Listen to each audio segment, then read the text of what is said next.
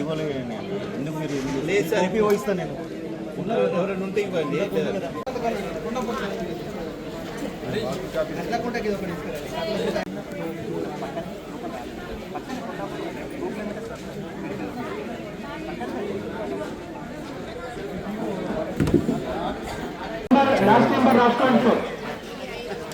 ఒక్కోసారి ఇస్తారు లేదనుకో.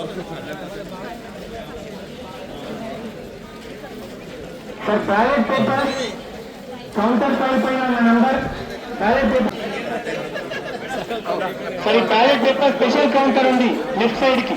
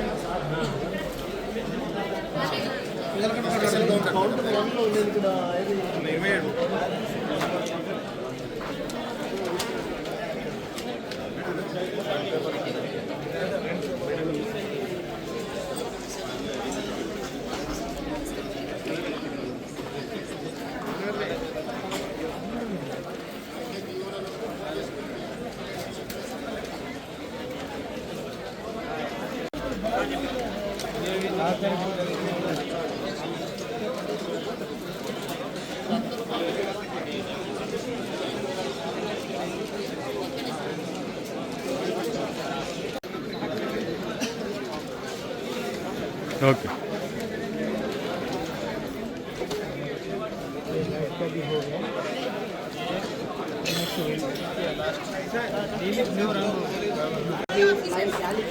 రిక్వైర్మెంట్ ఉందా అబ్సెంట్ తీసుకొకసారి మన గౌరవ తీసుకుంటే మళ్ళీ నీరు బర్న్ అవుతాయి. అయితే నీళ్ళు తీసుకుంటే బర్న్ అవుతాయి.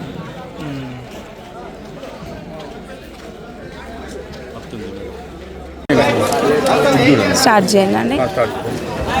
మేడిపల్లి మండలంలో ఈరోజు ఎలక్షన్కి సంబంధించిన డిస్ట్రిబ్యూషన్ కార్యక్రమం అనేది కృష్ణవేణి టాలెంట్ స్కూల్లో నిర్వహించడం జరిగింది.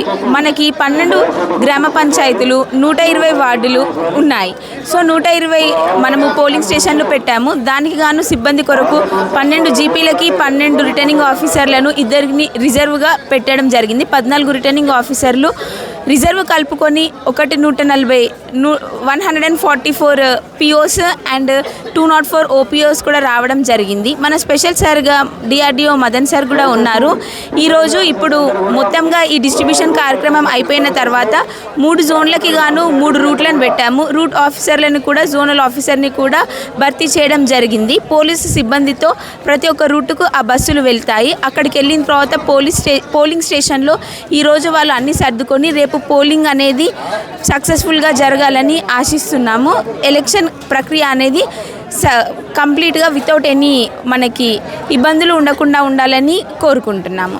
అసిస్టెంట్ డిస్ట్రిక్ట్ ఎలక్షన్ అథారిటీగా ఎంపీడీఓ మరియు జోనల్ ఆఫీసర్స్ అందరూ కూడా తిరిగి చూడడం జరిగింది. అక్కడ మినిమం ఫెసిలిటీస్ కొరకు గాను ఎలక్ట్రిసిటీ కానీ, లైట్ కానీ, ఫ్యాన్లు కానీ, వాష్రూమ్లు కానీ, డ్రింకింగ్ వాటర్ కానీ అవి ఉండడం జరిగింది. ఏమన్నా సడన్ సిచ్యువేషన్స్లో అవసరం పడడానికి ఒక ఆశా వర్కర్లను ఒక మెడికల్ క్యాంప్ని సిబ్బంది చేసి ఉంచడం కూడా జరిగింది. అక్కడే మన పోలింగ్ సిబ్బంది కూడా ఉండడం జరుగుతుంది.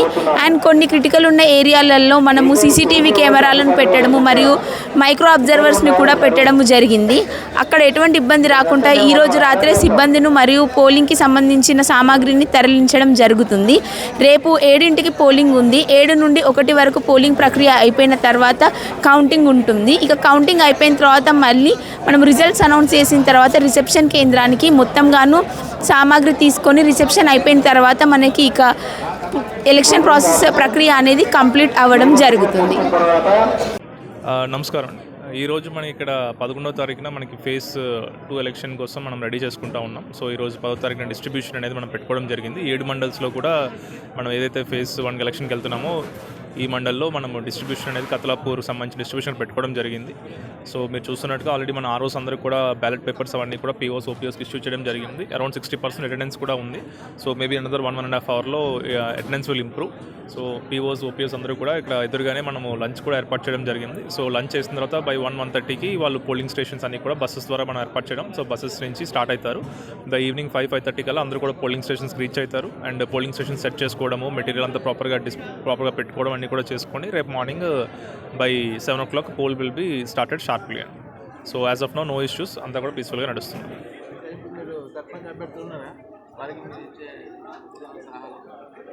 ఇప్పుడు ఎటువంటి కోడ్ వైలేషన్స్ చేయకండి. ఆల్రెడీ మనకి ప్రచార సమయం అంతా కూడా నేను ఈవినింగ్తో అయిపోయింది. సో ఏదైనా వైలేషన్స్ కానీ లేకపోతే ఈరోజు నైట్ ఏమైనా మనకి ప్రచారం చేయడం కానీ లేకపోతే మనీ కానీ లిక్కర్ కానీ ఏదైనా డిస్ట్రిబ్యూషన్ అయితే మాత్రం మన ఎఫ్ఎస్టీ టీమ్స్ యాక్టివ్గా ఉన్నాయి. ఇమ్మీడియట్గా కూడా కేసు బుక్ అవుతుంది. అది తర్వాత ఇబ్బంది ఉండదు అంటుంది. గ్రామీణ ఓటర్లు కాబట్టి ఎనీవే మనం ఇచ్చినా ఇవ్వకపోయినా 90% వచ్చి ఓటేస్తారు. మిగిలిన 10% కూడా వచ్చి ఓటేయమని మేము కోరుకుంటా ఉన్నాం. Thank you.